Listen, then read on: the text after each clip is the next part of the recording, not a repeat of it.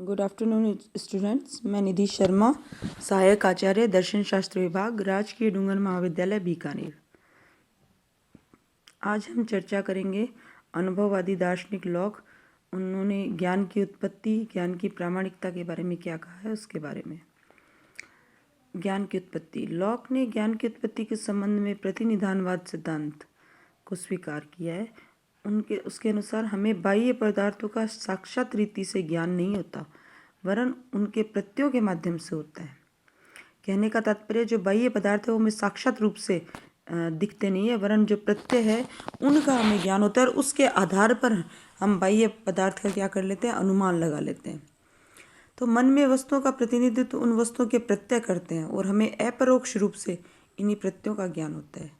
इस प्रकार लॉक के अनुसार बाह्य वस्तुएं वो अनुमान गम्य है, उनका हमें वास्तव रूप में डायरेक्ट उनका ज्ञान नहीं होता, वरन हमें डायरेक्ट तो सरल प्रत्ययों का ज्ञान होता है और हम सरल प्रत्ययों के अधिष्ठान के रूप में क्या करते हैं कि द्रव्य का हम अनुमान लगा लेते हैं। तो जो बाह्य वस्तुएं हैं, जो द्रव्य स्वरूप है, वो अनुमान गम्य है। मन प्रत्ययों के अपरोक्ष ज्ञान के आधार पर ही बाह्य वस्तुओं के अस्तित्व का अनुमान लगा लेता है।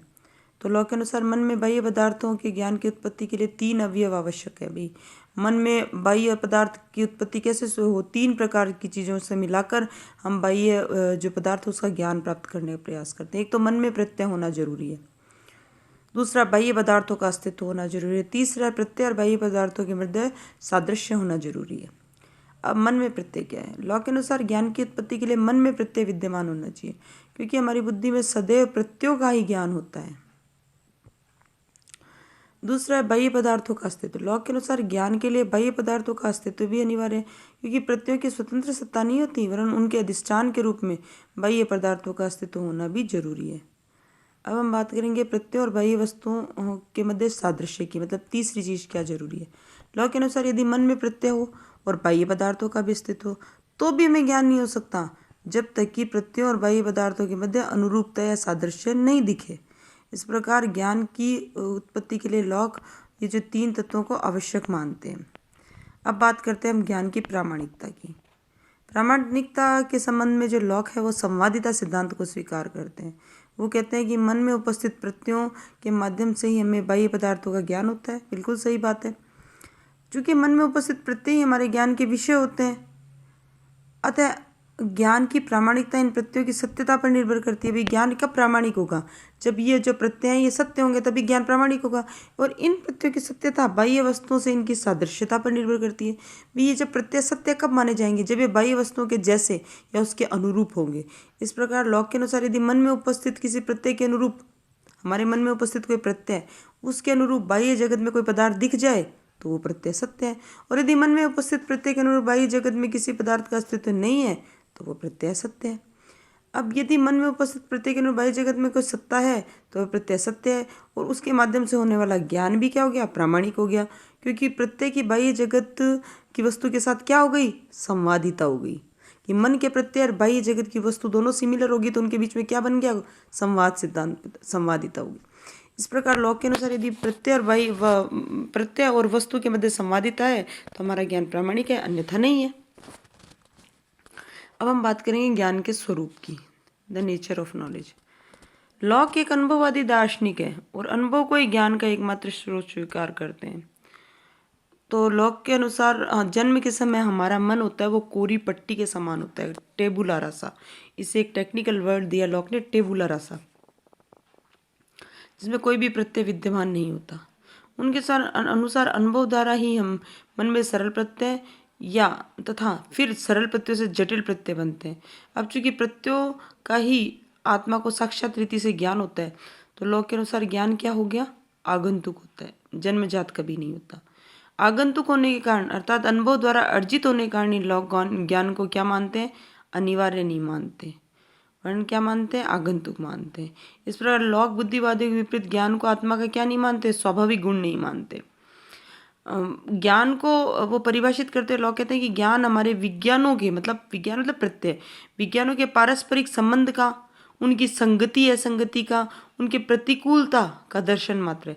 अर्थात ज्ञान क्या है? ये जो प्रत्यय है इनके पारस्परिक संबंध को डिफाइन करता है, वो ज्ञान है। उनकी प्रत्ययों की पारस्परिक संगति असंगति का, प्रतिकूलता, इनका जो विवरण है वो ज्ञान है। तो इस परिभाषा से हम ये कंक्लूजन निकाल सकते हैं कि ज्ञान प्रत्यात्मक होता है और प्रत्यय की अनुकूलता जो प्रतिकूलता है वो 4 रूपों में अभिव्यक्त होती है लॉक के अनुसार, कि प्रत्यय वो अनुकूल है या प्रतिकूल है। इस 4 प्रकार के संबंध डिसाइड करते हैं। पहला है तादात्म्य या वैषम्य, दूसरा है संबंध, तीसरा है सहअस्तित्व और चौथा है यथार्थ सत्ता। इन चार प्रकार की अनुकूलता और प्रतिकूलता के आधार पर लोग क्या करते हैं कि इन प्रतिकूलता के आधार पर ही लोग किसी भी प्रत्यय को जस्टिफाई करने का प्रयास करते हैं। लॉक के अनुसार ज्ञान ज्ञाता ज्ञेय के बीच का संबंध न होकर दो प्रत्ययों की संगति का और असंगति का संबंध मात्र है। मतलब ये जो ज्ञान है ये ज्ञाता ज्ञेय का संबंध नहीं है, वरन ये प्रत्ययों की संगति का और असंगति का एक परिणाम मात्र है, ये कह सकते हैं हम। अब हम बात करेंगे ज्ञान की सीमा की, कि ज्ञान की सीमा क्या है। लॉक के अनुसार ज्ञान की सामग्री, उत्पत्ति, प्रामाणिकता, स्वरूप, इन सभी दृष्टियों से ज्ञान की कुछ सीमाएं हैं जिसका हम अतिक्रमण नहीं कर सकते।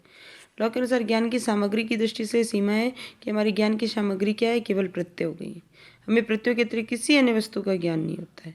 और ज्ञान के स्रोत की दृष्टि से ज्ञान की क्या सीमा है कि हमारे पास केवल अनुभव ही ज्ञान का एकमात्र स्रोत है, वह भी सीमित ज्ञान ही प्रदान देता है। और ज्ञान की प्रामाणिकता की भी क्या सीमा है कि बाह्य वस्तुओं के अज्ञेय होने के कारण प्रत्ययों की सत्यता और असत्यता का पता लगाना संभव ही नहीं है। भाई हम कैसे कह सकते हैं, जब बाह्य वस्तु हमें विदित ही नहीं होती तो वो अज्ञेय है, तो हम प्रत्ययों की सत्यता असत्यता का कैसे पता लगा सकते हैं। और ज्ञान की प्रामाणिकता की दृष्टि से भी ज्ञान की अपनी सीमा है।